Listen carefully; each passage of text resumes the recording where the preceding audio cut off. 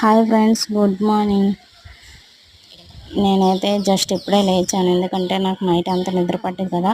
Night అంతా 1 గంట 2:30 వరకు వాకింగ్ చేస్తూనే ఉన్నాను. గోడకి సారపడుతూ నిద్రపోయాను.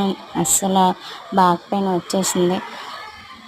చూసావా, అనుభవం 8 అయిపోయింది కానీ ఇంకా లేదు. స్కూల్కి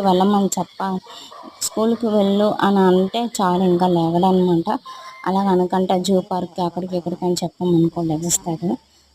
నేనైతే ఆ బాటిల్ పెట్టుకుంటాను. నాకు వాష్రూమ్కి వెళ్ళి వస్తుంటే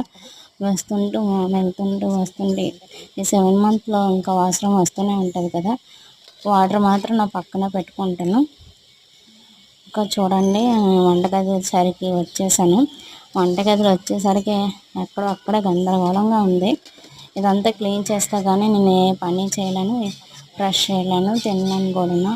ఫస్ట్ ఆఫ్ ఆల్ ఇది క్లీన్ చేసేయాలి. క్లీన్ చేసేలోపు మా ఆయన వస్తాడు. 9 అయిపోయింది. టైం చూసుకొని పనులు చేసుకుంటేనే నాకు సరిపోతుంది. ఆ అబ్బాయి వచ్చేకల్లా అన్నము కూర వండాలి.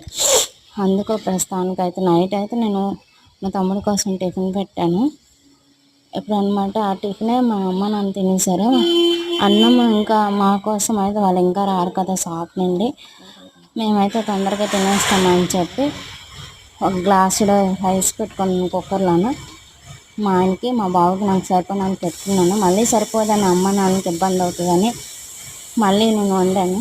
అదే మిగిలిపోయింది. ఆ ఇడ్లీతోనే తినేసారనమాట. తమ్ముడికి అయితే ఇడ్లీ పెట్టమని చెప్తాడు, ఒక్కోసారి చపాతీ చేయమని చెప్తాడు. చేసేవాళ్ళు ఉంటే ఎన్నైనా చెప్తూనే ఉంటాడు. ఈ రైస్ మిగిలిపోయింది. అదే నైట్ వేసి వచ్చు కదా సద్దనంలాగా అని అనొచ్చు, కానీ ఇది కోటా రైస్ అయితే మంచిగానే ఉంటుంది. సన్ రైస్ కదా, ఉదయం అయ్యేసరికి మెత్తబడిపోద్ది, బాగోద్దు. అందుకనే ఉదయాన్నే నీళ్ళు పోసి వెయిట్ చేస్తాను. ఇంకా అయితే వంటగది క్లీన్ అయిపోయింది. ఇంకా అన్నీ ఊడ్చేసి నానబెడుతున్నాను. అమ్మ అయితే కొంచెం గిన్నెలు దోమసి వెళ్ళిపోయింది. మిగతా గిన్నెలు నాకున్నాయి, అవి నానబెడితే మనకి దోమడం ఈజీగా ఉంటుంది కదా.